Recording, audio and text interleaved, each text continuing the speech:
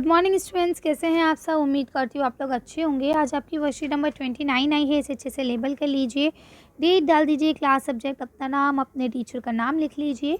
आज हम लोग की मैथ्स की वर्कशीट है। इसे पढ़ने से पहले मैं आप लोगों के साथ दो बातें शेयर करना चाहती हूँ। पहली बात तो ये है कि हम लोग ने एक नया चैनल बनाया है जिसका नाम हम लोग ने रखा है सनराइज स्टडी पॉइंट। ठीक है, लिंक मैं डिस्क्रिप्शन में शेयर कर दूंगी चैनल का, तो आप लोग उसे देखिए। उसमें आप लोगों की काफ़ी अच्छी चीज़ें हैं जो आप लोगों को मदद भी करेंगी और पसंद भी आएंगी, उम्मीद करती हूँ। तो उस चैनल को आप लोग लाइक करें, शेयर करें, सब्सक्राइब करें।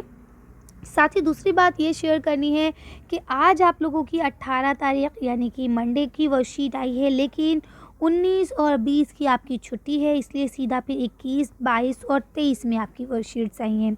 साथ ही आपके असेसमेंट्स भी आए हैं, तो वो भी मैं अपलोड कर दूंगी। सारी वीडियोस आपको आसानी से मिले, इसके लिए आप लोग प्लेलिस्ट का इस्तेमाल करा करें। चलिए तो पढ़ना शुरू करते हैं।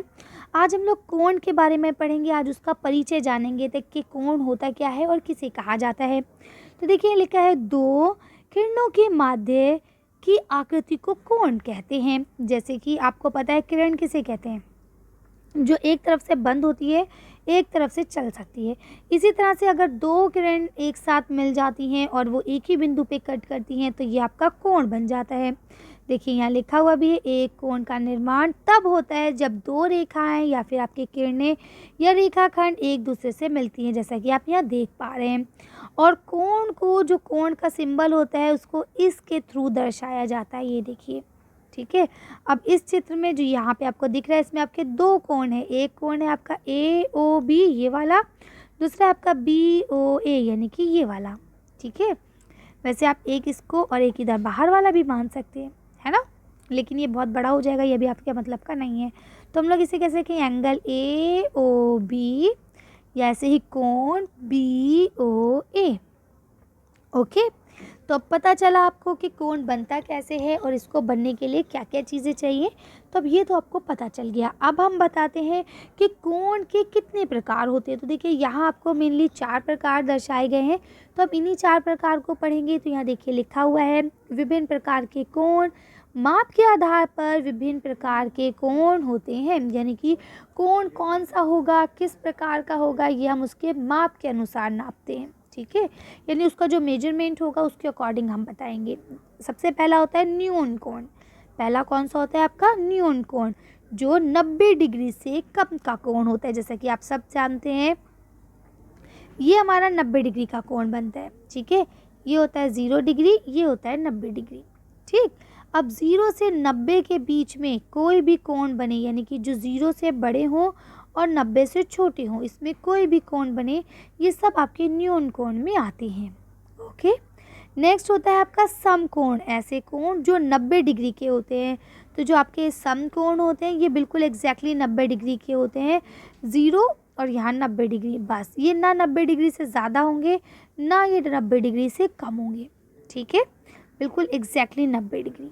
ओके, अब हम बात करते हैं अधिक कोण की। तो अधिक कोण जो होते हैं, यहाँ लिखा है ऐसे कोण जो 90 डिग्री से अधिक होते हैं तथा 180 डिग्री से कम होते हैं। जैसा कि देखिए आपको पता है, ये हो गया हमारा 90 डिग्री। ठीक है, ये हो गया हमारा 90 डिग्री। अब 90 डिग्री से ये 0 डिग्री है, ये 90 डिग्री है। इधर जो कोण बनेंगे वो आपको पता है क्या कहलाएंगे, न्यून कोण कहलाएंगे। यहाँ पे आपका 180 है। अब 90 से 180 डिग्री के बीच में ये जितने कोण बनेंगे ये आपके कौन से कोण कहलाएंगे, ये आपके अधिक कोण कहलाएंगे। ओके, अब यहाँ देखिए लास्ट कोण जो है ये त्रिज्यु कोण है। ये एग्जैक्टली 180 डिग्री का होता है, ना 180 डिग्री से ज़्यादा ना 180 डिग्री से कम। ठीक है, आपको पता होना चाहिए 180 डिग्री का जो कोण होता है वो बिल्कुल स्ट्रेट एंगल होता है। ठीक है, एक सीधी रेखा पर बनता है।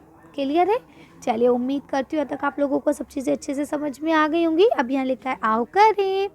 पहला प्रश्न लिखा है निम्नलिखित का मिलान करें। तो अब मिलान करना है, अभी आपको पता है एग्जैक्टली 180 वाला जो होता है त्रिज्यु कहलाता है।